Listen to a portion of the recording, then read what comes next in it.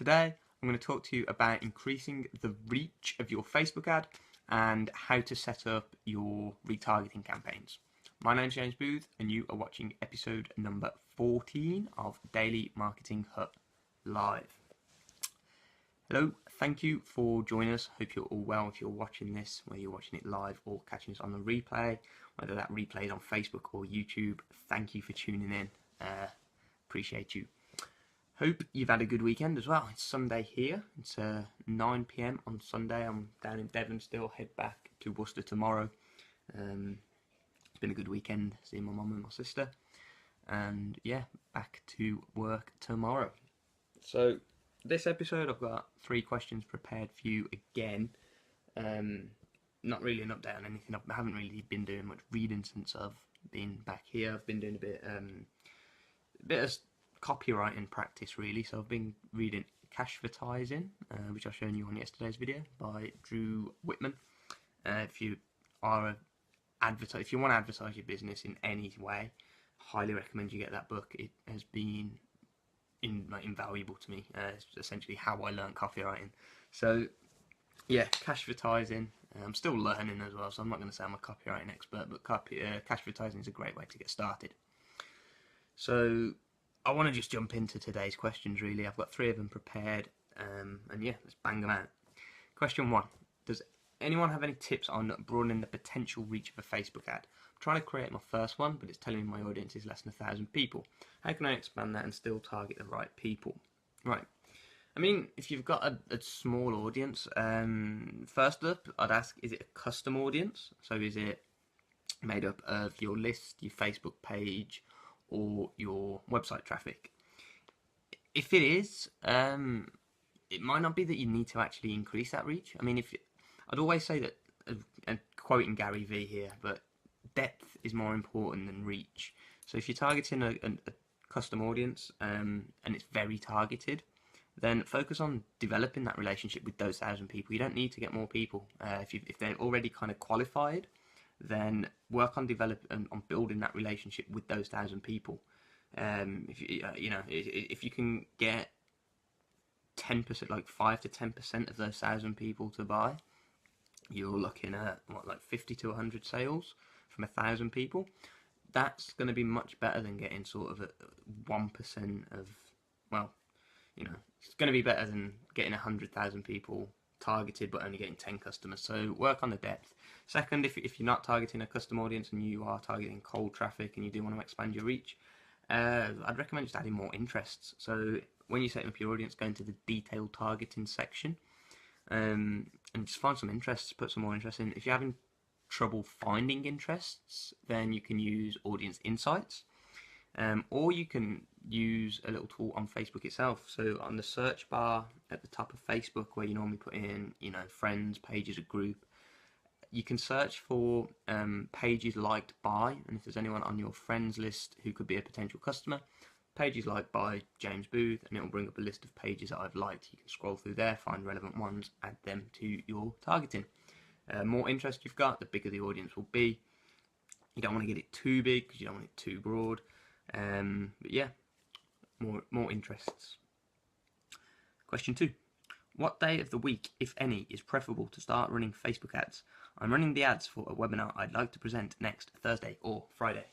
Don't know why I did that weird voice. So what day of the week? I wouldn't really say there's a best day of the week to start running ads. To be honest, it's nothing I've tested, so maybe there is, but if you're going to be running a campaign, you're going to want to, they'll be like 9 times out of 10 your campaigns are going to be running on every day of the week anyway. So I wouldn't say there's a best day to start. I mean, in the question it says you're looking to present your webinar on Thursday or Friday. It's now Sunday, so that's 4 or 5 days away. For a webinar, I'd always recommend getting at least 7 days in advance. I normally recommend 7 to 10 days. If this is your first webinar that you're using Facebook ads to promote, then maybe even a bit longer, like 10 to 14 days. I wouldn't say there's a best day of the week to start running ads, but you do want to give, if it's a webinar you're promoting, you want to give at least a week. So yeah, maybe if you are set on doing it on a Thursday or Friday, You could get ads up now, or you could wait until Thursday, Friday this week, the latest, to get them up. Cool. Question 3. A retargeting question is, when retargeting to a sales page, do you optimize for clicks, optimize for conversions, or something else? So yeah, if you look into a sales page, then you want to optimize for conversions. And the reason you want to do that is because the goal of this ad, the objective of this ad, is to get someone to take an action. You want them to click on your sales page and buy, right? If you are looking for people to take an action, so whether that is to a sales page, whether that is to a lead magnet, an opt-in, freebie, if you want people to go to your page and take action, you always want to set your ads up for conversions. Website clicks, that's a good option if you're looking at driving traffic. So if you just want traffic there, say you've got a new blog post up there, a video that you've just uploaded, some sort of resource on your website, and you just want to get as many eyes on that as possible, you're not really that bothered if they kind of take action. And yeah, that you'd be fine to run optimize it for website clicks.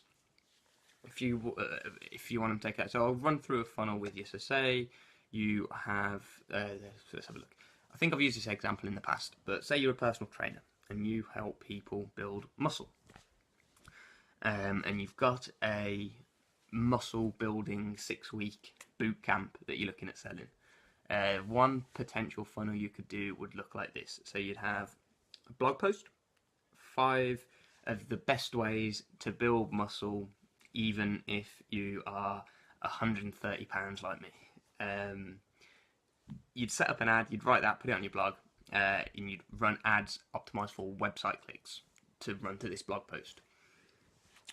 The reason you want to run them optimized for website clicks for this blog post is you just want to get as many eyes on this as possible. Now you are going to target it specifically, so you'd probably target it towards people who are interested in bodybuilding, weight training, strength building, those sort of interests. So you'd make sure you've got a targeted audience, and from that targeted audience you want to get as many eyes on your blog post as possible. So you set this one up for website clicks, or clicks to website.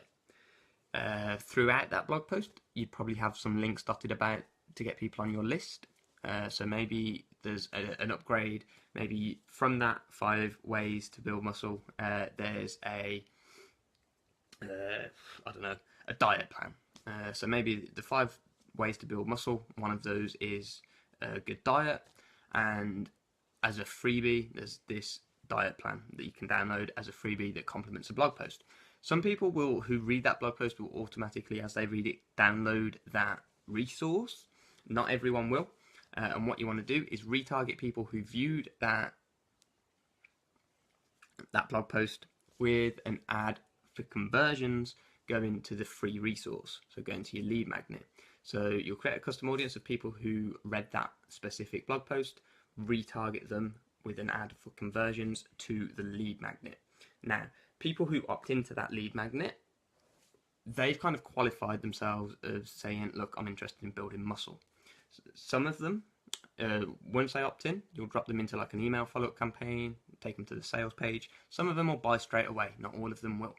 And this is kind of where the question gets relevant. You then want to retarget the people who downloaded your lead magnet, so people who visited the thank you page that people are redirected to after downloading that lead magnet.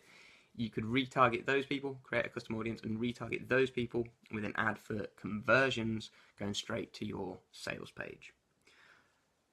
It was a bit long-winded. I should have planned that out a bit, but hopefully that made sense. A simple version would be add to blog post for website clicks, add to lead magnet for conversions, add to sales page for conversions as well. Cool. Well, episode 14 done. It's now 9:20. I'm going to go and enjoy my evening with my mum and my sister. Take care. I'll see you tomorrow. Peace out.